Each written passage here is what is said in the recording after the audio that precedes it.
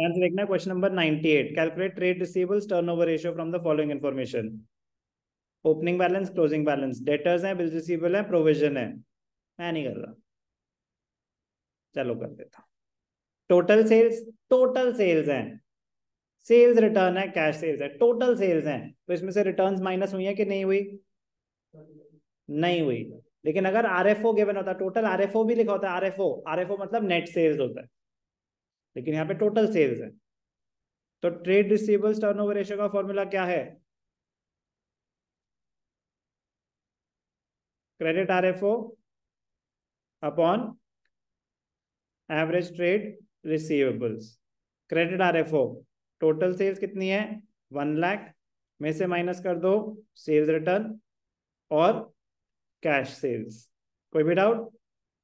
Average trade receivables, opening debtors plus bill receivable है 35, provision plus करेंगे या minus? Add back नहीं करेंगे, अभी तो बोला प्रोविजन कंसिडर नहीं करते। तो अगर प्रोविजन कंसिडर नहीं करते तो हमें वो एड बैक नहीं करना पड़ेगा?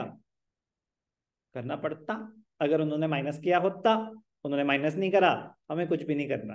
प्रोविजन आपको कंफ्यूज करने के लिए दिया था, प्रोविजन का यहाँ पे कुछ भी नहीं करेंगे। तो opening debtors plus bill receivable क्या हो गए? 35,000। Closing debtors plus bill receivable 40,000। Opening plus closing divided by 2। समझ आया क्या हुआ? ये क्लोजिंग बैलेंसेस हैं 25 plus 15,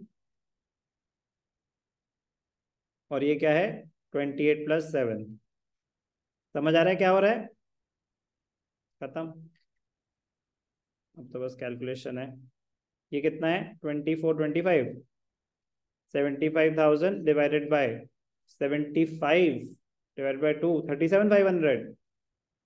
2 times in trade receivables turnover ratio is 2 times. समझ आया क्या हुआ?